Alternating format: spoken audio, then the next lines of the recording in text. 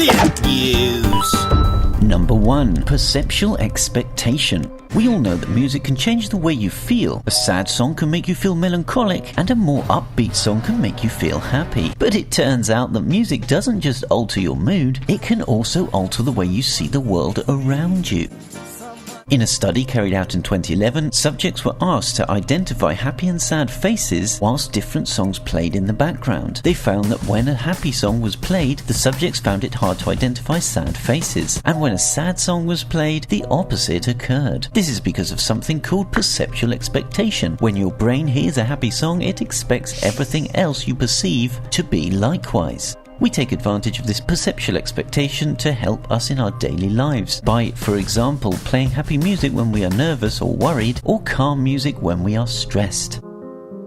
2. You can't trust your own memory. Several studies have actually proved that we can't actually trust our own memories. We tend to think of memories as solid things like photos from the past, but in fact they are more like the game Chinese whispers. When we remember an event, we are remembering our memory of the event. Then when we remember it again, we are recalling our memory of the event. And each time recall the same memory, things get more and more distorted. In a study conducted in 1992, just one day after the Challenger crash, psychology students were asked to fill in a questionnaire stating where they were, who they were with, and how they heard of the disaster. 2.5 years later, all the students were 100% sure they remembered the event exactly, and yet only 7% remembered it without major memory distortions. 25% gave completely different accounts, and the rest got at least half wrong. One girl said she was in her dorm with her friend and they saw it on the TV. Her original account 2.5 years earlier was that she was in religion class and some people walked in and started talking about it. This happens because our memory isn't solid but extremely pliable. If we remember something when we are sad, the memory will automatically seem sadder. If we remember a great time we had in a restaurant, we'll tend to remember that the food was also great, even though it may have just been average. And if someone else contradicts our memory, we will automatically adjust ours to suit. We can also take advantage of this trait by not overly trusting our long-term memory. That bad time you had probably wasn't quite as bad as you remember. That time you were insulted could have just been a misunderstanding, and that embarrassing thing you did at school was probably not that bad and definitely shouldn't be keeping you up at night.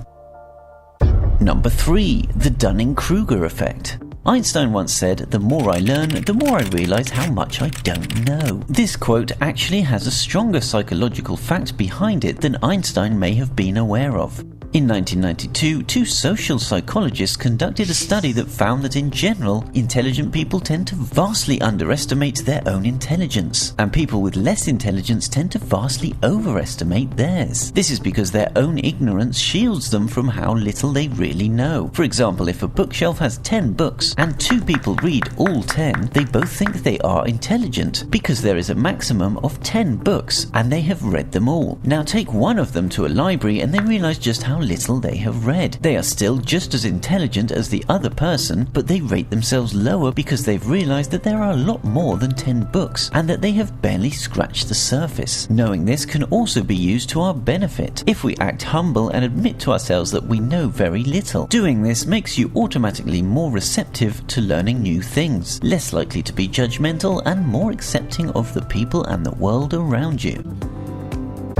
Number 4. Bilingual.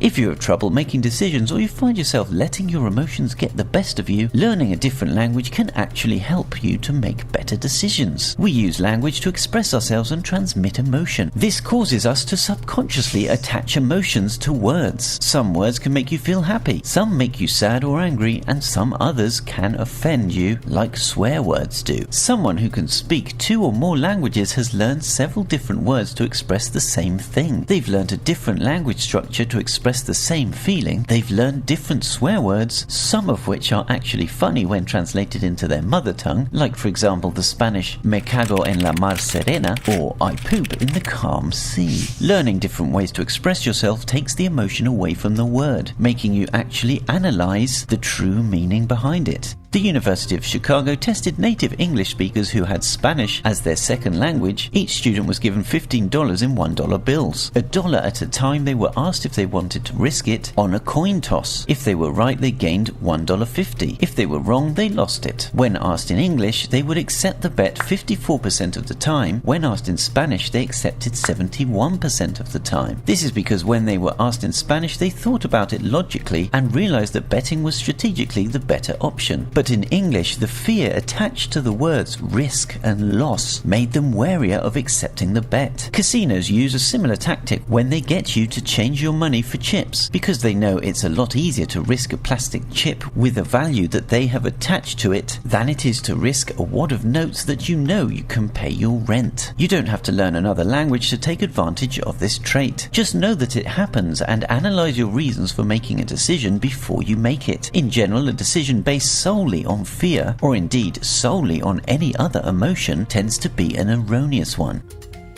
Number 5. Anxiety.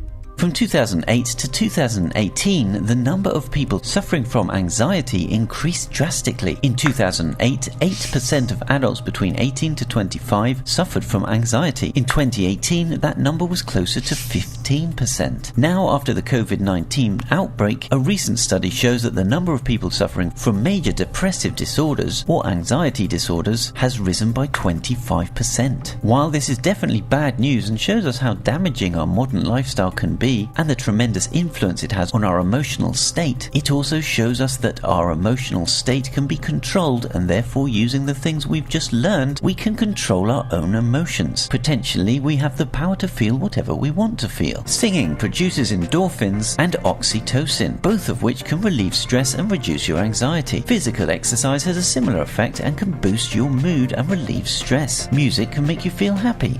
Memories aren't reliable enough for you to be worrying about them. Nobody is clever or is as stupid as they think they are, and words only have the power that you give them. We hope you enjoyed this video and that it helps you. Comment below if it did, and please like and subscribe for more.